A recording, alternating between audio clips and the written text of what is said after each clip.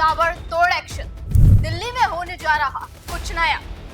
रेखा गुप्ता ने ले लिया बड़ा फैसला, राजधानी होगी अब प्रदूषण मुक्त। नमस्ते दर्शकों, मैं निकिता रस्तोगी, डीएनपी इंडिया में आपका स्वागत। देश की राजधानी दिल्ली लंबे समय से प्रदूषण की मार झेल रही है। इस दिक्कत की वजह से दिल्ली का दम घुटता रहा है।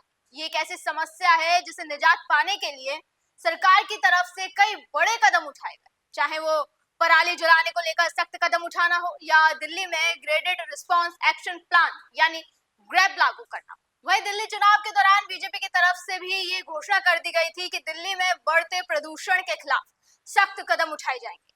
और इसी कड़ी में दिल्ली की बीजेपी सरकार ने प्रदूषण को कम करने के लिए एक बड़ा कदम उठाया है, जिससे बाहरी राज्यों से आने जाने वाले लोगों की टेंशन बढ़ सकती है। और अगर आप गाड़ी के डॉक्यूमेंट्स को लेकर किसी भी तरह की लापरवाही बरत रहे हैं तो ये खबर आपको जरूर देखनी चाहिए, क्योंकि अब इसको लेकर भी दिल्ली सरकार पूरी तरह से सख्त हो गई है। तो मैं आपको खबर बता देती हूँ और सरकार का वो पूरा प्लान भी बता देती हूँ। दरअसल रेखा गुप्ता सरकार ने वायु प्रदूषण के खिलाफ सख्त रवैया अपनाते हुए बाहरी राज्यों से आने वाली गाड़ियों की एंट्री पर कड़े नियम लागू करने की योजना बनाई है। सीएम रेखा गुप्ता ने घोषणा की है कि बाहरी राज्यों से दिल्ली आने वाली गाड़ियों की बॉर्डर पर जांच के लिए एक सख्त पॉलिसी बनाई जाएगी, जिससे कि प्रदूषण फैलाने वाली गाड़ी दिल्ली में प्रवेश ना कर सके। जिसका मतलब है कि अगर आपकी गाड़ी पोल्यूशन फैलाती है तो उसको दिल्ली में एंट्री ही नहीं लेने दिया जाएगा।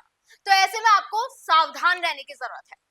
विधानसभा के बजट सत्र में कैग रिपोर्ट पर चर्चा के दौरान सीएम रेखा गुप्ता ने विपक्ष पर निशाना साधते हुए कहा कि जब भी इस रिपोर्ट पर चर्चा होती है, विपक्षी दल के नेता कोई ना कोई बहाना बनाकर सदन से बाहर चले जाते हैं। उन्होंने कहा कि सरकार दिल्ली के अंदर और बाहरी राज्यों से आने वाली गाड़ियों की कड़ी मॉनिटरिंग करेगी। सीएम ने सदन में बताया कि दिल्ली में प्रवेश करने वाले सभी गाड़ियों की निगरानी के लिए अभी कोई ठोस नीति या पर्याप्त स्टाफ नहीं है, इसलिए नई पॉलिसी बनाई जाएगी जिसमें जरूरी सर्टिफिकेट और नियम लागू किए जाएंगे ताकि प्रदूषण फैलाने वाली गाड़ियों को रोका जा सके। इसके अलावा इस संदर्भ में सरकार और भी कई कदम उठाने वाली है, जैसे परिवहन और सार्वजनिक बस सेवा में सुधार करना। सरकार ने इलेक्ट्रिक वाहनों को बढ़ावा देने के लिए इंफ्रास्ट्रक्चर मजबूत करने की योजना बनाई है, जिसमें 2026 तक 11,000 बसें, जिनमें 8,000 इलेक्ट्रिक बसें शामिल है, सड़कों पर उतारने का लक्ष्य रखा है। बता दें, दिल्ली सरकार के मुताबिक फिलहाल दिल्ली में 6,484 बसें चल रही हैं, जबकि जरूरत 11,000 बसों की है। मौजूदा 3,000 बसें जल्द ही सेवा से बाहर हो जाएंगी, इसलिए सरकार ने 2,800 नई ई बसों का ऑर्डर दिया है। इस साल के अंत तक दिल्ली में 5,500 बसें उपलब्ध होंगी और दिसंबर 2026 तक पूरी आवश्यकता को पूरा कर लिया जाएगा। सरकार बस रूटों की मॉनिटरिंग कर जरूरत के अनुसार बसों का संचालन सुनिश्चित करेगी। साथ ही पिछली सरकार द्वारा 100 करोड़ के शेयर को 10 करोड़ में बेचने के फैसले को कानूनी रूप से चुनौती भी दी जाएगी। वहीं पुरानी गाड़ियों को बैन करने के लिए भी कड़े नियम लागू किए जाएंगे। इसके अलावा सरकार दिल्ली में ट्रैफिक और प्रदूषण पर नजर रखने के लिए 500 नए कैमरे लगाएगी।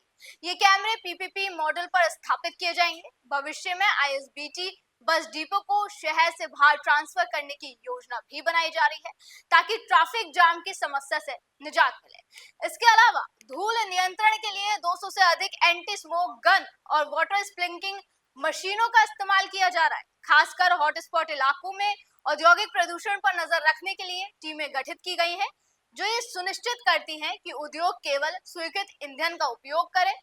पराली जलाने के प्रभाव को कम करने के लिए पड़ोसी राज्यों के साथ समन्वय और कृत्रिम बारिश जैसे नवाचारों पर भी विचार किया जा रहा है। साथ ही हरित क्षेत्र बढ़ाने के लिए 70 लाख पौधे लगाने की योजना है। यही नहीं, खबर है कि दिल्ली में मई में क्लाउड सीडिंग का प्रयोगात्मक परीक्षण हो सकता है। दिल्ली सरकार मई 2025 में इस तकनीक का प्रयोगात्मक रूप से परीक्षण करने की योजना बना रही है।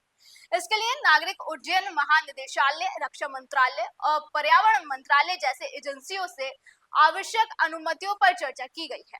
आईआईटी कानपुर के वैज्ञानिकों ने बताया कि पहले किए गए 7 में से 6 क्लाउड सीडिंग प्रयोग सफल रहे। इससे तकनीक की प्रभावशीलता साबित होती है। देखिए, ये एक ऐसी तकनीक है जिससे प्रयोग मौसम में बदलाव लाने के लिए खासकर कृत्रिम बारिश करने के लिए किया जाता है, जिसमें बादलों में विशेष पदार्थों जैसे सिल्वर आयोडाइड को डालकर बारिश बढ़ाने या घटाने का प्रयास किया जाता है। ये तकनीक दुनिया भर में कई जगहों पर अपनाई गई है और भारत में भी पहले इसका प्रयोग हो चुका है। जैसे 1980 और 90 के दशक में सूखे से निपटने के लिए तमिलनाडु में इसका प्रयोग हुआ। 2003 और 2017 में कर्नाटक में भी इसका प्रयोग हुआ। इसके अलावा महाराष्ट्र और आंध्र प्रदेश में भी इसका प्रयोग हो चुका है, जिसके बाद अब बारी दिल्ली की है। हालांकि दिल्ली में योजना 2023 और 24 में भी बनाई जा चुकी है, लेकिन इसे अभी तक लागू नहीं किया गया और अब बीजेपी इसे लागू करने की सोच रही है। ये तमाम बड़े बड़े कदम दिल्ली की हवा को साफ करने की दिशा में सरकार की प्रतिबद्धता को दर्शाते हैं। ये दिखाता है कि दिल्ली सरकार ने चुनाव के दौरान जो कहा था वो पूरी तत्परता के साथ उसे पूरा करने के लिए काम भी पार्टी कर रही है। चाहे वो यमुना की सफाई का काम हो, प्रदूषण को लेकर प्लान तैयार करना हो, राजधानी में पानी की किल्लत को दूर करना हो या फिर दिल्ली के विकास की बात हो, सरकार हर प्लान पर, हर एक चीज पर बारीकी से काम कर रही है। वहीं दिल्ली सरकार के इस प्लान पर, उसके द्वारा बनाई जा रही तमाम योजनाओं पर आपका क्या कहना है, हमें कमेंट करके जरूर बताएं। फिलहाल आज की वीडियो में बस इतना ही। अगली बार फिर होगी मुलाकात। आप देखते रहें DN पे इंडिया, हर खबर भरोसे के साथ।